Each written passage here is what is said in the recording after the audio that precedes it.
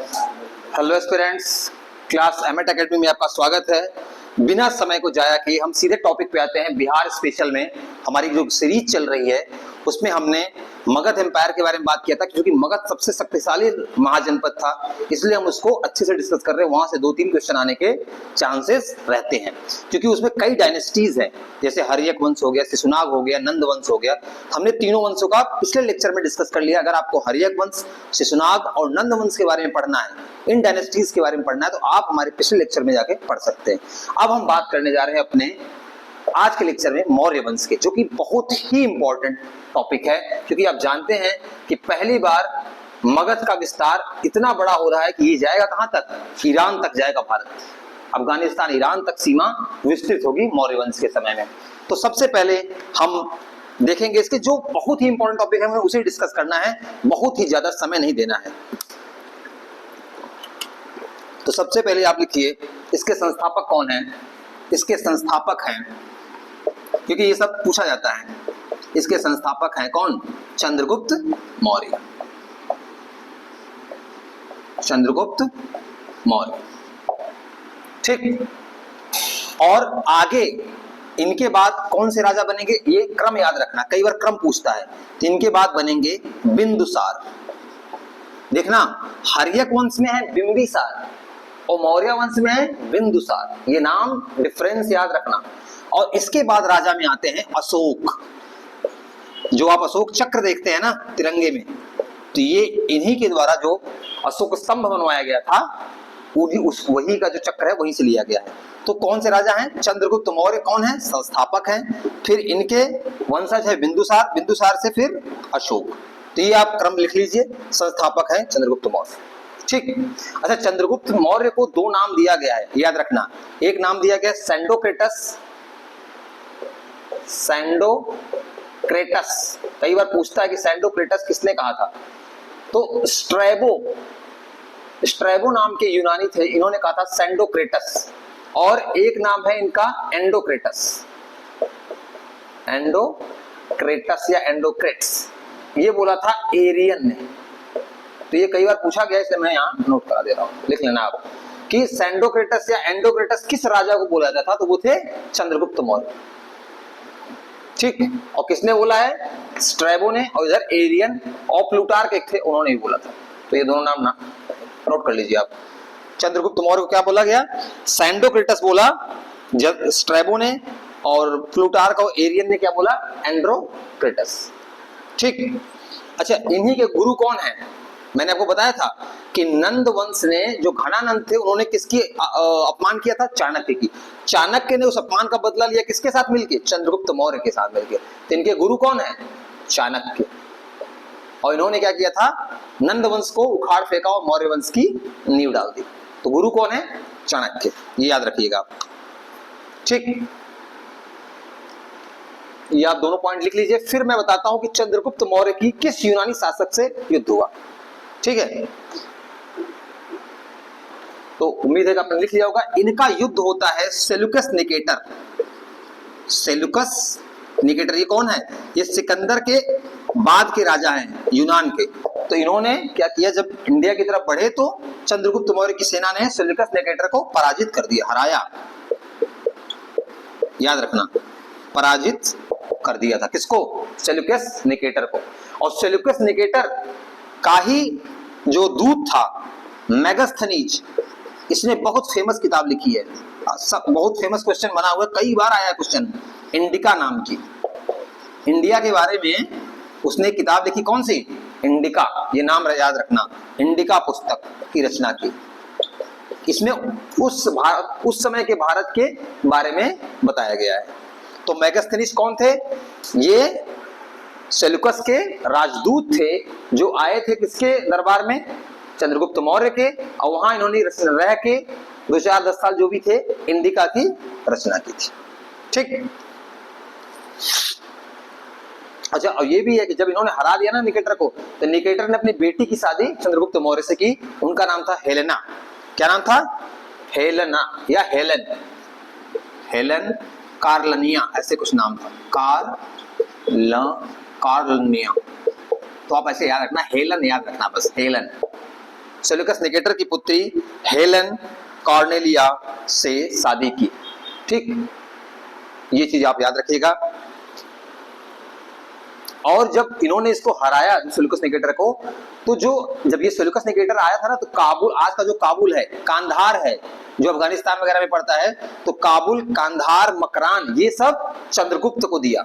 कौन कौन सा, नोट कर लीजिए इसको, काबुल, कांधार और मकरान का क्षेत्र, ये सब कहाँ है, ये सब है आपका, कांधार वगैरह कहाँ है, जो कांधार हाईजेक हुआ था, आपने सुना होगा जब इंडिया की फ्लाइट एक हुई थी, तो अफगानिस्तान में है। तो मकरान, ये अफगानिस्तान, देखिए भारत का विस्तार कहां तक हो गया, अफगानिस्तान, ईरान की सीमा तक। तो ये किसने दिया था, ये दिया था सेल्यूकस निकेटर ने। कहीं पूछ ले तो आप लिख लीजिए। ठीक, तो इस प्रकार से हमने देखा किसके बारे में, चंद्रगुप्त मौर्य के बारे में। और चंद्रगुप्त बाद में क्या करते हैं, चंद्रगुप्त अपने अंतिम समय में हुआ क्या, मगध में बारिश वगैरह बहुत कम हुई, अकाल पड़ गया। करीब 12-13 साल का बताते हैं कि 12 वर्षों का अकाल पड़ा था मगध में, 12 वर्षों का अकाल पड़ा था। किसके समय में, चंद्रगुप्त मौर्य के समय में। और उस समय ये क्या किए, इन्होंने जैन धर्म, ये नोट कर लीजिएगा, जैन धर्म के अनुयायी बने। और इन्होंने अपनी, जो जैन धर्म में क्या होता है, लास्ट टाइम में प्राण को त्यागने की एक विधि होती है, सल्लेखना विधि। सल्लेखना के द्वारा चंद्रगुप्त मौर्य ने अपने प्राण त्याग दिए, सल्लेखना विधि द्वारा प्राण त्याग दिए। कहां पे ये त्यागा इन्होंने, कर्नाटक के श्रावण बेलगोला में। कहां, कर्नाटक के श्रावण बेलगोला, ये बहुत इंपॉर्टेंट है, जैन धर्म के लोगों के लिए स्थान बहुत पवित्र है। तो कहां किया, सल्लेखना विधि से अपना प्राण त्यागा, कहां, कर्नाटक के श्रावण बेलगोला में। ये जैन धर्म के अनुयायी बन गए थे, ये आप नोट कर लीजिए। उसके बाद हम चलेंगे सीधा बिंदुसार पे, क्योंकि चंद्रगुप्त मौर्य से इतने फैक्ट एग्जाम पॉइंट से बहुत इंपॉर्टेंट है। ठीक, वैसे मौर्य डायनेस्टी आप हिस्ट्री में बहुत अच्छे से पढ़े, इसको बहुत ही एक्सप्लेन करके पढ़ाया जाएगा आपको, क्योंकि हिस्ट्री में, ये एंशिएंट हिस्ट्री में बहुत इंपॉर्टेंट टॉपिक है ये। ठीक, उम्मीद है कि आपने नोट कर लिया होगा। अब हम इसको रब करेंगे और चलेंगे बिंदुसार की तरफ। तो चंद्रगुप्त मौर्य यहाँ सल्लेखना विधि से अपनी मृत्यु, इनकी अपना प्राण त्याग देते हैं। जैन धर्म, ध्यान रखना, ये इनका जो, ये किस धर्म के अनुयायी हैं, जैन धर्म। सोचिए, एक ही वंश है, ये जैन धर्म के बनते हैं, अशोक यहाँ बौद्ध धर्म अपना लेता है। एक ही वंश चल रहा है और धर्म अलग अलग। कितनी, मतलब इसे वो अच्छा भी बोल सकते हो कि कितनी फ्रीडम थी किसी धर्म को स्वीकार करने की, अपनाने की, बहुत अच्छी चीजें भी हैं उस समय की। तो ये हो गया हमारा चंद्रगुप्त मौर्य के बारे में। अब बात करते हैं किसके बारे में, बिंदुसार। बिंदुसार चंद्रगुप्त के उत्तराधिकारी हुए। ठीक है, इनका एक नाम और है, अमित्रघात, ये नाम रख लीजिएगा, अमित्रघात इनका एक नाम है, नोट कर लीजिए। बिंदुसार को अमित्रघात भी कहा गया है।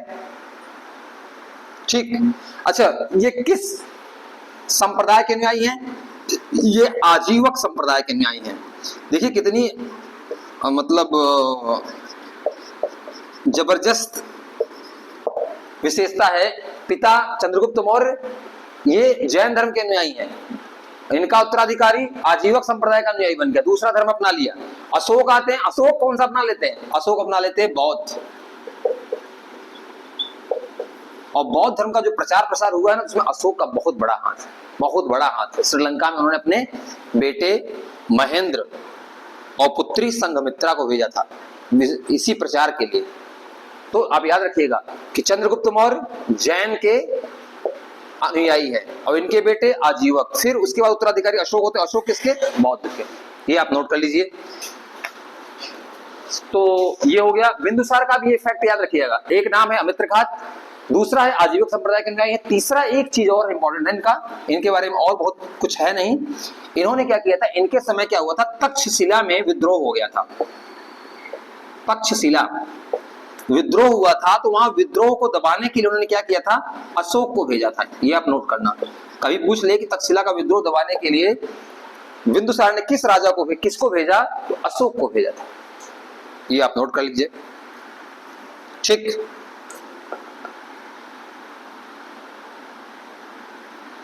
तो ये हो गया। और इनके समय में डायमेकस नाम का राजदूत आया था। देखिए क्या है कि मेगास्थनीज तो आया था चंद्रगुप्त मौर्य के समय में। मान लो कभी पूछ ले कि बिंदुसार के समय कौन आया राजदूत, तो आया था कौन? डायमेकस। इसी के साथ बिंदुसार का जीवन यही समाप्त होता है। अब हम बात करेंगे किसके बारे में? अशोक, जिनको कभी कभी बोला जाता है अशोक द ग्रेट, अशोक महान। बहुत सारी चीजें इनके लिए बोली जाती हैं क्योंकि इनका जीवन उस समय के राजाओं से कुछ मामले में बहुत हटके था। अहिंसा पे बल देना, कल्याणकारी नियम बनाना उस समय के राजाओं में नहीं पाया जाता है। ठीक, तो अब हम बात करेंगे किसके बारे में? अब बात करेंगे हम अशोक के बारे में। ठीक, अशोक, ये एग्जाम पॉइंट ऑफ से बहुत इंपॉर्टेंट है क्योंकि इनके बारे में काफी कुछ पूछा गया है। पुराणों में इनका नाम क्या है? पुराणों में इनको अशोक वर्धन कहा जाता है। क्या कहा गया है? अशोक वर्धन। ये लिख लीजिएगा, कभी पूछ ले कि पुराणों में अशोक का नाम क्या है, तो पुराणों में अशोक का नाम है अशोक वर्धन। ठीक है। और राजा बनने के पूर्व ये उज्जैन के राज्यपाल ही बोलेंगे उस समय क्योंकि राजा तो एक ही होता था, तो ये राज्यपाल राजा के द्वारा वहां बनाए गए थे। किसके? उज्जैन के। कभी पूछ ले कि राजा बनने के पहले अशोक कहाँ के राज्यपाल थे, तो कहाँ के थे? उज्जैन के, जो आज मध्य प्रदेश में पड़ता है। ठीक, अच्छा, अशोक नाम, ये बहुत कई बार क्वेश्चन पूछा गया है, बीपीएससी, यूपीएससी सब जगह पूछा गया है कि अशोक का जो अशोक नाम है, देखो क्या है ना, अशोक नाम ना बहुत जगह नहीं लिखा गया है। अशोक का कहीं नाम लिखा गया है प्रियदर्शी, और कहीं लिखा गया है अशोक वर्धन। अशोक जो शब्द है वो कहाँ है, तो वो बताया गया है इनके किस अभिलेख में? मास्की गुर्जरा के अभिलेख में, और एक और है नेत्तूर। इन अभिलेखों में अशोक का अशोक नाम है। ध्यान रखना, अशोक नाम किस अभिलेख में है, तो यही है। ये यार नाम रखना क्योंकि ऐसा यहाँ से क्वेश्चन पूछे जाते हैं, कई बार पूछे गए, 8-10 बार क्वेश्चन पूछा गया है मास्की गुर्जरा। तो मास्की गुर्जरा नेत्तूर, ये 3 शब्द, 3 नाम, मास्की गुर्जरा नेत्तूर, इन अभिलेखों में अशोक का अशोक नाम प्रॉपर वे में लिखा गया है। और यहीं से मालूम पड़ा था कि ये अशोक हैं, बिल्कुल। नहीं तो कहीं पे क्या है, इनका नाम प्रियदर्शी लिखा गया है कि जो सबको प्रिय हो, और बहुत जो टाइटल होते थे वो सब लिखे गए हैं।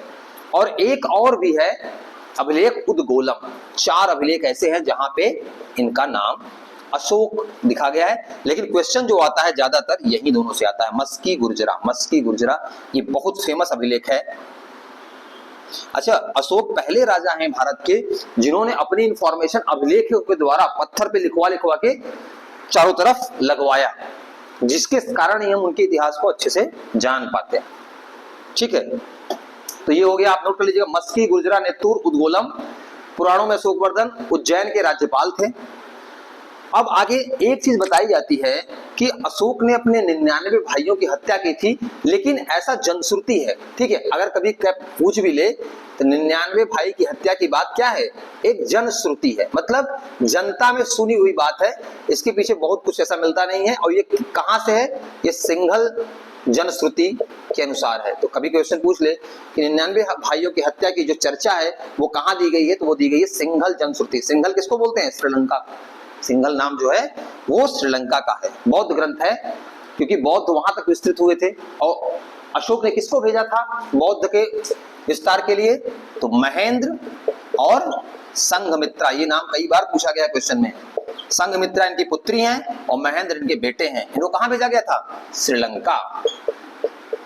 श्रीलंका भेजा था किसने? अशोक ने। क्यों? बौद्ध धर्म के विस्तार के लिए। लिख लीजिएगा, बौद्ध धर्म के प्रचार के लिए इन्होंने कहा भेजा था? श्रीलंका। किसको? महेंद्र, अपने पुत्र महेंद्र को, और पुत्री संघमित्रा को। ये नाम 2 बहुत इंपॉर्टेंट है, तो ये आप याद रखिएगा। ठीक, अच्छा, अशोक का जो टर्निंग पॉइंट लाइफ में आता है कहां से आता है? पहले तो बताया था कि अशोक नॉर्मली ऐसा ही था, जैसे सब राजा होते थे, हिंसक, क्रूर, युद्ध करने वाला, जीतने वाला। लेकिन टर्निंग पॉइंट आता है अशोक के जीवन में 9वें साल में, शासन के 9वें साल में। ये आप याद रखिएगा, अशोक के जीवन में परिवर्तन आता है शासन के 9वें वर्ष। क्यों? क्योंकि इस समय ये कलिंग युद्ध में शामिल होता है। किसमें? कलिंग युद्ध। आज का उड़ीसा वाला जो क्षेत्र है वो उसी वहां के राजा से का युद्ध हुआ, कलिंग युद्ध। और बताते हैं कि कलिंग युद्ध में बहुत बड़ी हिंसा हुई और कई लाखों लोग या कई हजारों लोगों की हत्या हुई। और वहां की हत्या का दृश्य था वो अशोक को, वो उसके हृदय परिवर्तन का कारण बना। वो समझ गया कि ये हिंसा में कुछ रखा नहीं है। तो अब याद रखना, कलिंग युद्ध कब हुआ? 9वें वर्ष शासन में। किसके? अशोक के 9वें वर्ष में कलिंग युद्ध हुआ। और यहां से ही अशोक का हृदय परिवर्तन हुआ। यहां से वो हिंसा को छोड़ के अहिंसा की तरफ बढ़ा। और चूंकि बौद्ध धर्म अहिंसा के लिए जाना जाता था उसमें, तो उसने बुद्ध धर्म को अपनाया। और कलिंग युद्ध का वर्णन किसमें किया गया है? तो आप इसे लिख लीजिए 13वें शिलालेख में। किसमें किया गया है? 13वें शिलालेख में। याद रखना, कई बार पूछा जा गया है 13वें शिलालेख। किस शिलालेख में? 13वें शिलालेख में। ठीक। अच्छा, अगर कभी पूछ ले कि अशोक बौद्ध धर्म तो अब अपना रहा है, तो इसके पहले कौन सा धर्म अपनाया था? तो इसके पहले इसका धर्म था शैव धर्म। ठीक है, ये शिव की पूजा करता था। शैव किसको बोला जाता है? जो शिव, भगवान शिव की जो पूजा करते हैं। तो इसके पहले क्या था? शैव धर्म था। बाद में क्या हुआ? बौद्ध धर्म हुआ। आप जानते होंगे शैव, शाक्त, जो शक्ति की उपासना करते हैं उन्हें शाक्त बोलते हैं, जो विष्णु भगवान की उपासना करते हैं उन्हें वैष्णव बोलते हैं, और जो शिव की उपासना करते हैं उन्हें शैव बोलते हैं। ठीक। तो इस प्रकार से हमने ये चीज देखी। अशोक के समय में एक चीज और बहुत इंपॉर्टेंट हुई है। कौन सी? मैंने पिछले लेक्चर में बता दिया था, तीसरी बौद्ध संगीति। आप जाके लेक्चर देख लीजिए, आपको वहां पूरा इसके बारे में डिटेल में डिस्कस किया गया है। मैंने तीसरी बौद्ध संगीति कहां हुई थी? पाटलिपुत्रा में। ठीक। इस प्रकार से हमने अशोक के बारे में ये डिटेल में चीजें देखी। ठीक है। अच्छा, अशोक का ये चीज है कि अशोक, जब एक बार आप स्नैपशॉट ले लीजिए, क्योंकि यहाँ पे अशोक देखो, जाते समय अगर जा रहे हो पेपर देने, एक बार आप देख लोगे ना तो अशोक तुरंत 1 मिनट में पूरा अशोक तैयार हो जाएगा। आप इसको पढ़ने बैठोगे आपको आधा घंटा लग जाएगा। लेकिन ये चीजें जो एकदम छान के लाई गई है हमारे इंस्टीट्यूट के द्वारा, वो आप देखते ही समझ जाओगे हाँ क्या क्या क्या पूरी घटना है, और वही एग्जाम में काम आएगा आपके। और एक चीज मैं आपको बता दूं, अशोक ने लुम्बिनी की यात्रा की थी। लुम्बिनी कौन सा स्थान है? जहां महात्मा बुद्ध या गौतम बुद्ध पैदा हुए थे। और जब वो लुम्बिनी गया था तो लुम्बिनी में क्या किया था उसने कर को घटा दिया था, टैक्स को कम कर दिया था। और टैक्स को कम करके 1/8 कर दिया था। कर कम कर दिया था। याद रखना, कर कहां कम किया था? लुम्बिनी में। याद रखना ये। और ये कहां लिखा गया है? ये लिखा गया है रुम्मिनदेई अभिलेख। रुम्मिनदेई अभिलेख में। याद रखना, कौन सा? रुम्मिनदेई अभिलेख।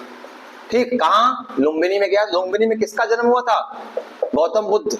और वहां पे गया तो क्या किया? कर कम किया, क्योंकि वहां पे महात्मा बुद्ध का जन्म हुआ था। तो लुम्बिनी की यात्रा में अशोक ने कम कर दिया था, ये याद रखना। ठीक है। तो इस प्रकार से हमने देखा अशोक का पूरा टाइम पीरियड। और अशोक ने 37 साल शासन किया। याद रखना, 37 वर्ष। इस प्रकार से जो मौर्य वंश था उसके महान राजाओं का लगभग अशोक तक है। लास्ट राजा बोले जाते हैं मौर्य वंश के कौन? ये लिख लीजिएगा, क्वेश्चन कई बार पूछा गया है। वृहद्रथ अशोक मौर्य वंश के अंतिम शासक। लिख लीजिए, ये क्वेश्चन कई बार आया हुआ है। अंतिम शासक। अंतिम शासक किसके? मौर्य के। ये वंश यही समाप्त हो गया। वृहद्रथ के साथ 137 साल का प्रशासन जो मौर्य एम्पायर था वो समाप्त हो गया। एक बार आप स्नैपशॉट ले लीजिए। फिर हम मौर्य वंश में जो प्रमुख अधिकारी हैं, कुछ इंपॉर्टेंट जहां से क्वेश्चन कई बार पूछा गया है, उसको हम डिस्कस करेंगे। उसके बाद हम फिर आगे चलेंगे। हम बौद्ध धर्म के बारे में थोड़ा बताएंगे, क्योंकि बौद्ध धर्म बहुत इंपॉर्टेंट है और जैन धर्म बहुत इंपॉर्टेंट है। आपका क्वेश्चन बहुत आता है यहाँ से।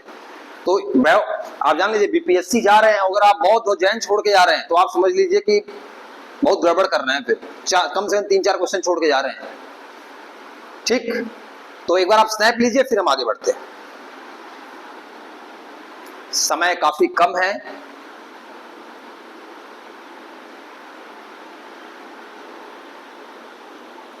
एक बार आप लोग स्नैप ले लीजिए।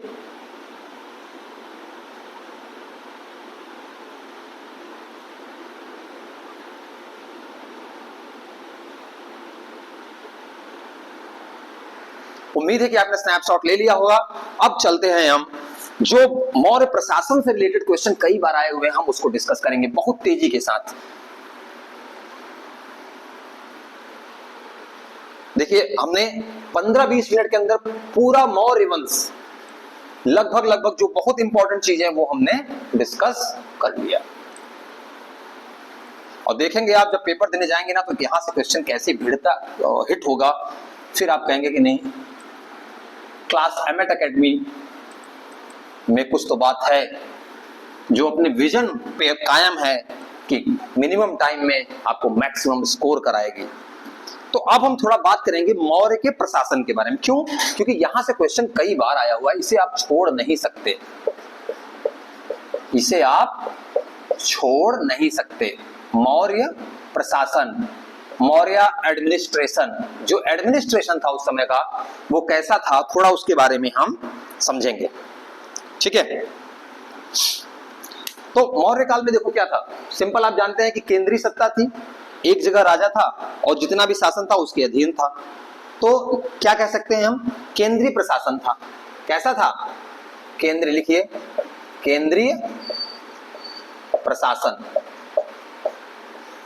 जैसा कि मैंने बताया था, उज्जैन के राज्यपाल कौन थे? अशोक थे।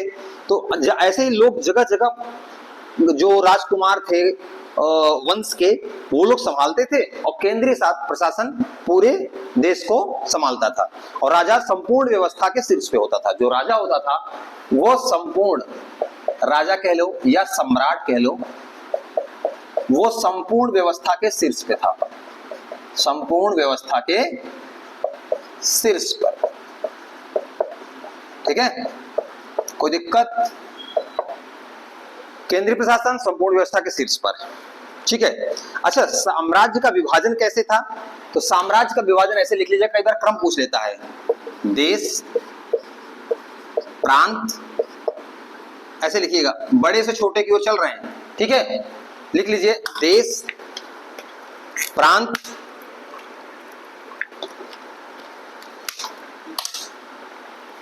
और प्रांत के आगे इससे छोटा क्या होता था? विषय। विषय बोला था। सोचिए, आज हम विषय का मतलब क्या समझते हैं? सब्जेक्ट। उस समय विषय बोला था जो प्रांतों से छोटा हो, जैसे कि आज के समय में आप कह सकते हैं 2-4 मंडल को मिला के जो स्थान बनेगा, विषय, और उसके बाद ग्राम। तो अगर कभी पूछे कि इसका क्रम क्या होता है, मौर्य प्रशासन के जो प्रशासनिक क्षेत्र हैं, एडमिनिस्ट्रेटिव फील्ड या बॉडी हैं, वो किस प्रकार से हैं, तो सबसे ऊपर क्या है? देश, उसके अंदर प्रांत, प्रांत के अंदर विषय, विषय के अंदर ग्राम। ऐसे आप बना लीजिए, देश, प्रांत, विषय, ग्राम। ठीक,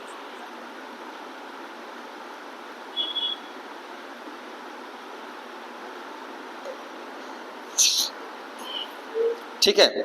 अच्छा, इस पूरे प्रशासन को चलाने के लिए कुछ अधिकारी होते थे। ठीक, कुछ अधिकारी होते थे, उनका नाम याद कर लीजिए, कई बार क्वेश्चन आया हुआ है। अब जो चीज पूछा हुआ है उसको आपको हम नहीं कराएंगे, और आ गया तो कहेंगे सर ये तो चीज छूट ही गई। तो प्रशासनिक अधिकारियों के बारे में चलो हम पढ़ते हैं तेजी के साथ। समय कम है, काम ज्यादा है, तो बहुत तेजी के साथ चलेंगे। ठीक है, तो एक आता है, एक अधिकारी आते हैं अमात्य। कौन है? अमात्य। और दूसरे आते हैं तीर्थ। ठीक है, तो अमात्य किसे बोला जाता है? प्रशासनिक अधिकारी को। नोट करिए, प्रशासनिक अधिकारी को अमात्य कहा जाता है। और तीर्थ किसे कहा जाता है? उच्च अधिकारी को। किसको बोला जाता है? उच्च अधिकारी को। नोट करिए दोनों, प्रशासनिक अधिकारी, अमात्य, और तीर्थ बोला जाता है उच्च अधिकारी को।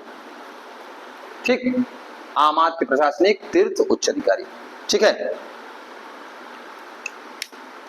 अब कुछ पद हैं उनको आप जान लीजिए। एक होता है समाहर्ता, एक होता है सन्निधाता। ये सब क्या है ना, एग्जाम में सीधा पोस्ट पूछ ले जाते हैं, इसका मतलब क्या है, क्योंकि मौर्य एम्पायर में सब बड़े इंपॉर्टेंट पोस्ट थे। समाहर्ता और दूसरा है सन्निधाता। कई बार क्वेश्चन आया हुआ है ये, कई बार, एक दो बार नहीं, कई बार आया हुआ है। ठीक है, तो ये क्या है, राजस्व विभाग के अध्यक्ष को बोला जाता था या प्रमुख को बोला जाता था, क्या बोला जाता था, समाहर्ता। ठीक, और सन्निधाता किसको बोला जाता है, जो इसके संरक्षक होते थे, राजस्व के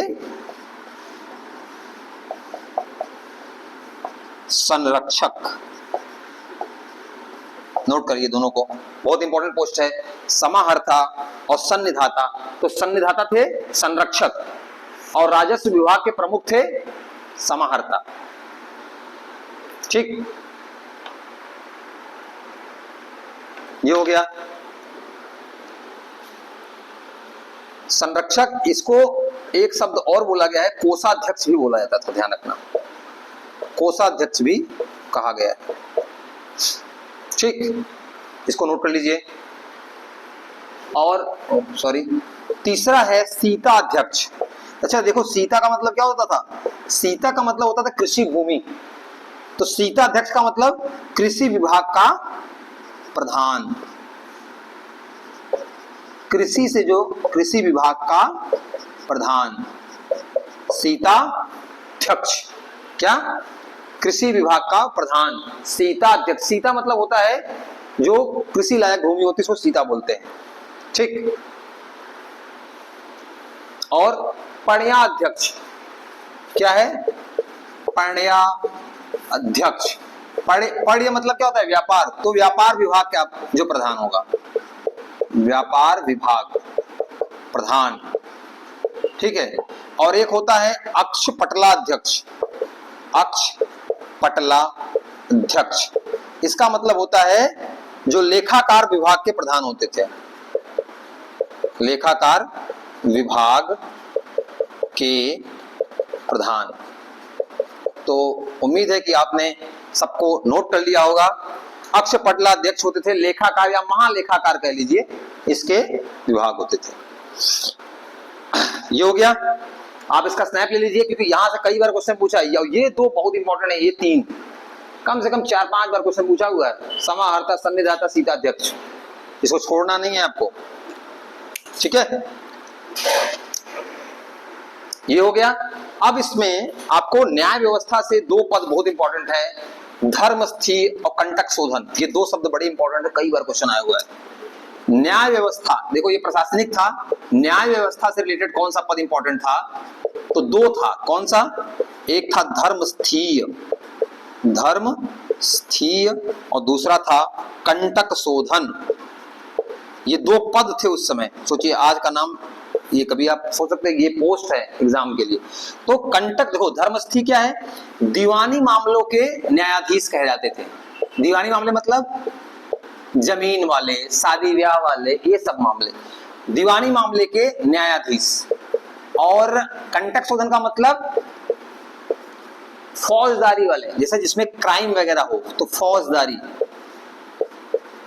फौजदारी मामले। ठीक है, तो ये आप, ये बड़े इंपॉर्टेंट, ये बहुत बार पूछा गया है, कंटक शोधन और धर्मस्थी, इसको नोट कर लीजिए। कंटक शोधन व धर्मस्थी, तो दीवानी न्यायालय क्या था, धर्मस्थी, और कंटक शोधन क्या था, फौजदारी मामले का न्यायालय। ठीक, और इसमें इसको अच्छा नोट कर लीजिए, फिर हम बताते हैं आपको। उस समय गुप्तचर हुआ करते थे, जैसे आज अपने यहाँ इंटेलिजेंस नहीं होता, इंटेलिजेंस ब्यूरो, उस समय भी कुछ थे ऐसे। उनको ज्ञान तो क्या बोला जाता था, तो जो ऐसा कार्य करते थे कि इंफॉर्मेशन लाते थे राज्य के लिए, राजा के लिए, उन्हें बोला जाता था गूढ़ पुरुष। क्या बोला था? गूढ़ पुरुष। ये ऐसे व्यक्ति हैं जो क्या करेंगे? राज्य के लिए गुप्तचर का काम करेंगे। जो राज्य में क्या प्रॉब्लम है या क्या समस्या है, गुप्तचर जो गुप्त रूप से इंफॉर्मेशन ला देते, उन्हें बोला था गूढ़ पुरुष। और इसमें दो होते थे गुप्तचर, गुप्तचर को ही गूढ़ पुरुष कहा गया है। पूछ ले गुप्तचर किससे? गूढ़ पुरुष। इसमें दो होते थे, एक होते थे संस्था और दूसरे होते थे संचरा। लिख लीजिए इसको, गूढ़ पुरुष गुप्तचर को बोला गया है गूढ़ पुरुष। एक संस्था, संचरा या संचार भी बोला जाता है इसको, संचार कर लीजिए आप, संचार। संचार संस्था क्या है? संस्था वैसे गुप्तचर को कहा जाया जो एक स्थान पर रह के इंफॉर्मेशन निकालते थे, स्थान पर रहकर, ध्यान रखना, स्थान पर रहकर। और संचार कौन थे? जो घूम घूम कर इंफॉर्मेशन निकालते थे, घूम कर सूचना लाते थे, याद रखना। संचार का मतलब ही क्या होता है कि चलने वाला, तो वहां से घूम कर शब्द है। स्थान पर रह के संस्था, संस्था एक जगह रुकी हुई है, वहां से इंफॉर्मेशन ला रहे हैं। तो ये आप पूरा नोट कर लीजिए, स्नैपशॉट ले लीजिए। इस प्रकार से हमने करीब करीब मौर्य प्रशासन को हम बस अब 2-5 मिनट में समाप्त कर देंगे। उसके बाद हम बौद्ध और जैन, जो बहुत इंपॉर्टेंट टॉपिक है, जहां से 2-3 क्वेश्चन आने के चांसेस हैं, उसको हम डिस्कस करेंगे। ठीक है, तो ये हो गया। अच्छा, मौर्य प्रशासन को अगर पूछे कितने प्रांतों में विभाजित किया गया, तो 5 प्रांतों में, 5 प्रांतों में विभाजित किया गया था उस समय प्रशासनिक दृष्टि से, जिससे कि आसानी से प्रशासन किया जा सके। ठीक, इसमें 5 के नाम तो ऐसे पूछा कभी नहीं है, बट आप लिख लीजिए, उत्तरापथ, दक्षिणापथ, ठीक है, उत्तरापथ, दक्षिणापथ। और उज्जैन मैंने बताया था कि अशोक महाराज करते थे, तो अवंती, उज्जैन वाला ही एरिया है अवंती। और कलिंग को जीता ही था अशोक ने, तो कलिंग, कलिंग मतलब कहां का एरिया? उड़ीसा का एरिया। और पाटलिपुत्रा जो कि राजधानी थी, पाटलिपुत्र। तो यही 5 प्रांत थे, तो 5 प्रांतों में विभाजन किया गया था। ठीक है, तो इस प्रकार से हमने, आप इसको स्नैप ले लीजिए, फिर हम इसको मिटाते हैं।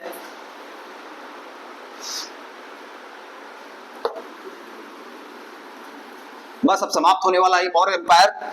ये सोचिए, अगर आप हिस्ट्री में पढ़ेंगे ना, तो यही एम्पायर खत्म करने में कम से कम 3 से 4 क्लास करते होती है, तब जाके ये खत्म होता है। लेकिन एग्जाम पॉइंट से जो इंपॉर्टेंट है, हमें आपको वही बताना है। यहाँ पे भी ज्यादा समय को हम नष्ट नहीं कर सकते, क्योंकि एग्जाम नजदीक है। ठीक, अच्छा, एक चीज मैंने आपको बताया था कि मौर्य प्रशासन का जो विभाजन, जैसे आज है, देश होता है, फिर राज्य होता है, फिर जिला होता है, तो उस समय क्या था? केंद्र में क्या था? देश था, हाँ, राष्ट्र था। उसके बाद क्या था? उसके बाद था प्रांत, प्रांत के बाद क्या था? विषय, विषय के बाद था ग्राम। तो ये याद रखना कि जो विषय के प्रधान होते थे उन्हें क्या बोला जाता था? विषयपति। और जो ग्राम के प्रधान होते थे उन्हें बोला जाता था ग्रामीक। ये आप नोट कर लीजिएगा, विषयपति और ग्रामीक। विषयपति, पति का मतलब क्या होता है? पति का मतलब स्वामी, तो विषय का स्वामी विषयपति और ग्राम का स्वामी ग्रामीक। ठीक है, अच्छा, 10 गांवों का जो स्वामी होता था उसे क्या बोलते थे? गोप। लिख लेना इसको, 10 गांवों का स्वामी। मैं बोल दिया हूं, इसको आप नोट कर लीजिएगा। विषय का स्वामी या प्रधान विषयपति, ग्राम का प्रधान ग्रामीक, और 10 गांवों का स्वामी गोप। तुरंत लिखिए इसको तेजी के साथ, समय नहीं है, बहुत तेजी के साथ चलिए। ठीक है, अच्छा, मैं आपको बता दूं एक चीज कि मौर्य एम्पायर में जो टैक्स चोरी करते थे उसका दंड क्या था पता है? मृत्यु दंड मिलता था टैक्स चोरी में। बहुत ही टफ रूल था उस समय। ये हालांकि पूछेगा नहीं, बट आपको मैं इंफॉर्मेशन बता रहा हूं कि कर की चोरी के संदर्भ में उस समय मृत्यु दंड था। आज तो मृत्यु दंड नहीं है। ठीक है, तो इस प्रकार से हमने मौर्य एम्पायर के बारे में डिस्कस किया। अच्छा, जो मेगास्थनीज आए थे चंद्रगुप्त मौर्य के समय में, उन्होंने इंडिका लिखी थी, मैंने बताया था। तो उन्होंने क्या किया, भारत के समाज को बताया था कि वैसे हमारा समाज 4 वर्गों में बोला जाता है, ब्राह्मण, क्षत्रिय, वैश्य, शूद्र के रूप में। उस समय के चाणक्य वगैरह के रचना में यह देखा गया कि 4 वर्गों में विभाजित है। लेकिन जो इंडिका लिखी मेगास्थनीज ने, ये पूछा गया है क्वेश्चन कई बार, इसने बताया कि भारतीय समाज 4 नहीं 7 वर्गों में विभाजित है। ये आप लिख लीजिएगा संख्या, 7 वर्गों में। किसने बोला था? मेगास्थनीज ने, इंडिका में। तो ये नोट कर लीजिए आप, इंपॉर्टेंट है। कितने वर्गों में? 7 वर्गों में विभाजित है। ठीक है, उसमें कई नाम है, दार्शनिक है, किसान है, अहीर है, कारीगर है, ठीक है, सैनिक है, निरीक्षक है और सभासद है। तो उसने 7 वर्गों की बात की। अच्छा, ये चीज आप बहुत इंपॉर्टेंट है, याद रखना कि कौटिल्य, जो चाणक्य बोले जाते हैं, इन्होंने कहा था कि मौर्य में दास प्रथा है, बट मेगास्थनीज ने कहा था कि दास प्रथा उस समय नहीं है। तो ये आप इंपॉर्टेंट है, बहुत इंपॉर्टेंट है, इसको रखना कि दास प्रथा न होने की बात कही थी किसने? मेगास्थनीज ने। और जबकि उन्होंने, किसने? कौटिल्य ने कहा था कि दास प्रथा मौर्य एम्पायर में है। ठीक है, तो इसी के साथ मौर्य एम्पायर यहां समाप्त होता है। अब हम चलेंगे बुद्धिज्म की तरफ, तेजी के साथ हम बढ़ेंगे आगे, जिससे कि आपका ज्यादा से ज्यादा सिलेबस हमारा हो जाए और आप जो 15 से 25 क्वेश्चन का वेटेज है उसको आप टच कर पाए। ठीक है, तो ये हो गया आपका। अब डालिए टॉपिक बौद्ध धर्म। क्या? बौद्ध धर्म। क्योंकि ये आपको पता है कि बिहार के गया क्षेत्र में, आज का जो गया है, वहीं पर बुद्ध जी को ज्ञान प्राप्त हुआ था, बोधि वृक्ष के नीचे। इसलिए, और वहां पे विस्तार हुआ है बुद्ध धर्म का, तो इसलिए हम बौद्ध धर्म को अच्छे से पढ़ के जाएंगे। यहां से क्वेश्चन कई बार पूछा गया है। ठीक है, तो बौद्ध धर्म के संस्थापक कौन? सिंपल, महात्मा बुद्ध। ठीक, अब महात्मा बुद्ध इसके संस्थापक है, तो इनके बारे में जानना बहुत जरूरी है। ठीक, तो इनके बचपन का नाम, इनका जन्म कब होता है? 563 ईसा पूर्व। कहां होता है? लुम्बिनी वन में। ये कहां पड़ता है? नेपाल। ठीक, इनके पिता का नाम शुद्धोधन, राजा शुद्धोधन है। ठीक है, ये कपिल वस्तु के निकट लुम्बिनी वन है, वहां पे इनका जन्म हुआ था, महात्मा बुद्ध। बचपन का नाम सिद्धार्थ, नोट करते जाइए, बचपन का नाम सिद्धार्थ। ठीक, माता का नाम महामाया देवी, याद रखना, पूछने को पूछ सकते हैं भाई, बहुत इंपॉर्टेंट है ये सब। पिता शुद्धोधन, माता महामाया देवी, बचपन का नाम सिद्धार्थ, जन्म लुम्बिनी कपिलवस्तु के निकट, कब? 563 ईसा पूर्व। मतलब करीब करीब, आज से ले लीजिए 2025 चल रहा है, तो करीब करीब आज से 2500 साल पहले बुद्ध का जन्म हुआ था। 2000 इतना और प्लस 563 साल और जोड़ दो उसमें। ठीक, तो कम से कम 2500 या 2600 साल पहले महात्मा बुद्ध का जन्म हुआ था। ठीक है, अच्छा, महात्मा बुद्ध को गौतम बुद्ध कहा जाता है। गौतम शब्द कहां से आया है? इनकी मौसी थी गौतमी, इनकी मौसी का नाम था, महात्मा बुद्ध के मौसी का नाम था गौतमी प्रजापति।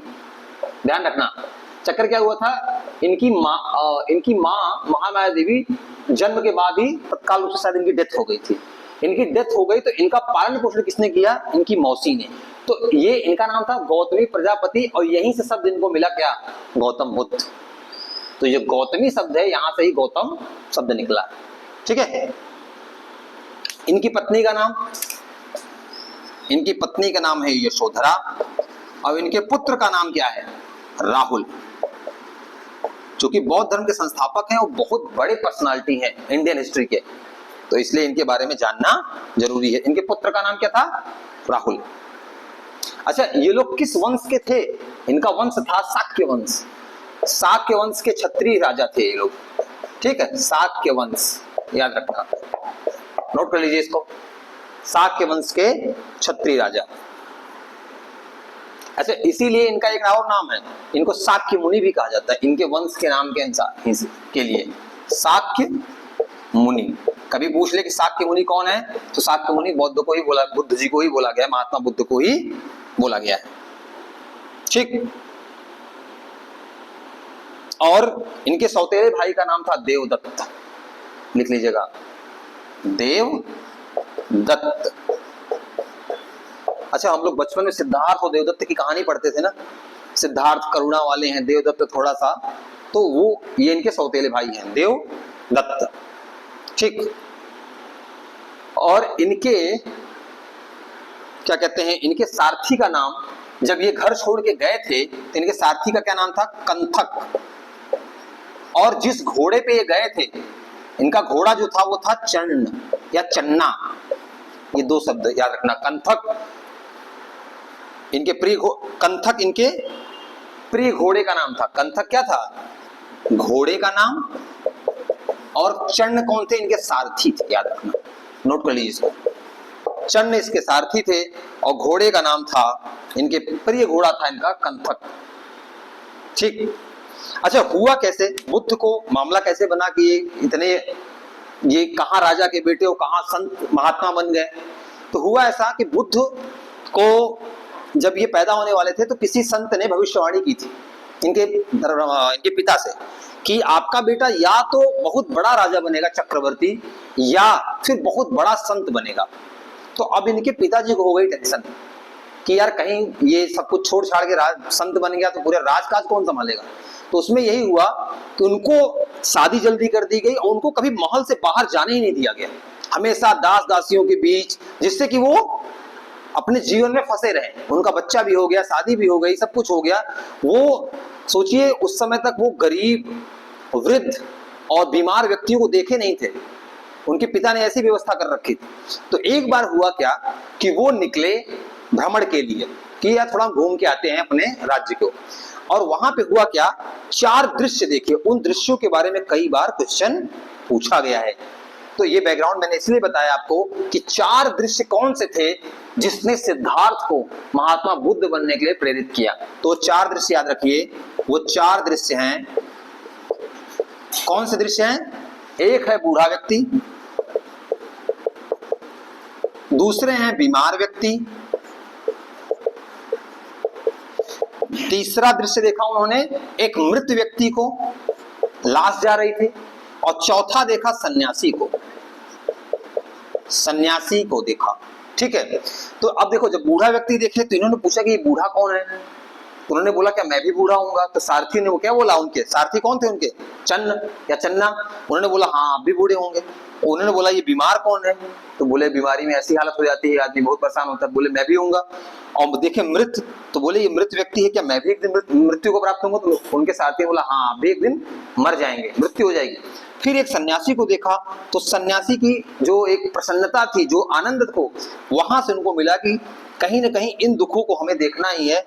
सन्यास एक ऐसा चीज है जो हमें आनंद की तरफ ले जाएगा। फिर ये वहां से अपने सारथी को विदा करते हैं और वहीं से निकल जाते हैं भगवान की खोज में, या अंतरात्मा, या जो जिसे कहते हैं आत्मज्ञान की खोज में, जिससे कि किस कारण से ये दुख है, दुखों का नाश कैसे हो सकता है, ये सारी चीजें। तो ये पूछा जाता है कि किस एज में महात्मा बुद्ध ने घर का त्याग कर दिया? तो महात्मा बुद्ध ने घर का त्याग किया 29 वर्ष की आयु में। याद रखना, कितने वर्ष की? 29 वर्ष की आयु में। कई बार क्वेश्चन पूछा गया है। 29 वर्ष की आयु में गृह त्याग किया। गृह मतलब घर, गृह त्याग किया। अच्छा, इस घटना को क्या बोला जाता है? बुद्धिज्म में इस घटना को बोला जाता है महाभिनिशीक्रमण। महाभिनिशीक्रमण, ये पूछ लेगा कभी कि महाभिनिशीक्रमण क्या है बौद्ध धर्म में? जब बुद्ध जी ने अपने घर का त्याग किया ज्ञान प्राप्ति के लिए, उसे बोलते हैं महाभिनिशीक्रमण। तो इसको आप नोट कर लीजिए, महाभिनिशीक्रमण। अच्छा, इसके बाद ये जब निकले तो सबसे पहले वे गए वैशाली, और इनके दो गुरु हुए, बुद्ध के दो गुरु हुए हैं। कौन कौन? पहले गुरु हैं अलार कलाम, ये नाम याद रखना। इनके दो गुरु हुए हैं अलार कलाम, और दूसरे हुए, ये मिले थे वैशाली में, और दूसरे गुरु है रुद्रक रामपुत्र। कौन? रुद्रक रामपुत्र, ये मिले थे राजगृह में। ठीक, तो ये दो महात्मा बुद्ध के गुरु हुए हैं, अलार कलाम, नोट कर लीजिए, अलार कलाम और रुद्रक रामपुत्र। और अलार कलाम जो है ये सांख्य दर्शन के विद्वान थे, इन्होंने उनको ज्ञान दिया। और इसके बाद यहां से जाने के बाद 29 वर्ष में निकलते हैं, और 6 साल बाद 35 वर्ष की आयु में इन्हें बुद्धत्व की प्राप्ति होती है, ज्ञान की प्राप्ति हो जाती है। कब होती है ज्ञान की प्राप्ति? 35 वर्ष में, ये याद रखना। कब? 35 वर्ष में। 35 वर्ष की अवस्था में बुद्ध जी को ज्ञान की प्राप्ति हो गई थी, और जिस दिन ज्ञान की प्राप्ति हुई थी उसी, वो पूर्णिमा का दिन था, इसलिए उस दिन गुरु पूर्णिमा मनाई जाती है। ठीक है। अच्छा, तो कई बार पूछा गया क्वेश्चन है कि जब इनको ज्ञान मिल गया तो इनको क्या कहा गया? जब बोध हो गया तो सिद्धार्थ क्या बन गए? बोध मिला तो बुद्ध बन गए। क्या बन गए? बुद्ध। इनका एक नाम और है, इनका एक नाम है क्या? तथागत। लिख लीजिए इसको, बिहार पीसीएस, यूपी पीसीएस वगैरह सबके लिए इंपॉर्टेंट है तथागत। तो बुद्ध का नाम एक तथागत है, एक शाक्य मुनि है, ठीक, महात्मा बुद्ध है ही, गौतम बुद्ध है ही, सिद्धार्थ बचपन का नाम है, तो ये नाम आप याद रखिए, तो तथागत है। ठीक। अच्छा, इनको अब बस बुद्ध का, अब हम देखेंगे कि किस स्थान पे मिला, तो इनको गया में पीपल के वृक्ष के नीचे। कहा मिला? गया में पीपल वृक्ष के नीचे इन्हें ज्ञान की प्राप्ति हुई। ठीक है। और इसे ही क्या बोला गया फिर? बोधि वृक्ष, क्योंकि बुद्धत्व प्राप्त हुआ इसलिए उसका नाम हो गया बोधि वृक्ष, गया में। अच्छा, किस नदी के किनारे? तो वो थी निरंजना नदी। ये कई बार पूछा गया है क्वेश्चन, छूटने न पाए। निरंजना आ जाए या फल्गु आ जाए, तो दोनों कोई भी, अगर कोई एक नाम है तो आप एक टिक कर देना। कौन सी? निरंजना नदी या फल्गु नदी के तट पर बोध गया में इनको ज्ञान प्राप्त हुआ था। अच्छा, करंट में याद रखना, गया का नाम अभी बिहार सरकार ने क्या कर दिया? गया जी कर दिया है, तो ये आप याद रखिएगा। बौद्ध धर्म के अभी जो ज्ञान वाली चीजें हैं उनको हम अगले क्लास में डिस्कस करेंगे, जिसमें बुद्ध ने बताया था 4 आर्य सत्य। दुख है, दुख का कारण है, दुख कारण के निवारण है, और दुख निवारण के मार्ग हैं। इन चारों चीजों को हम, और आगे जो चीजें उन्होंने बताई है जो कि क्वेश्चन कई बार पूछा गया है, उसको हम डिस्कस करेंगे। तब तक आप इस लेक्चर को ऐसे ही देखिए, रिवाइज करिए, और इसका स्नैपशॉट ले लीजिए एक बार, फिर इस लेक्चर को हम विराम देते हैं। ठीक, आप ले लीजिए अच्छे से स्नैपशॉट, क्योंकि आपका रिवीजन का काम छूटना नहीं चाहिए। उम्मीद है कि आपने स्नैपशॉट ले लिया होगा। इस लेक्चर को यहीं समाप्त करते हैं, मिलते हैं नेक्स्ट लेक्चर में।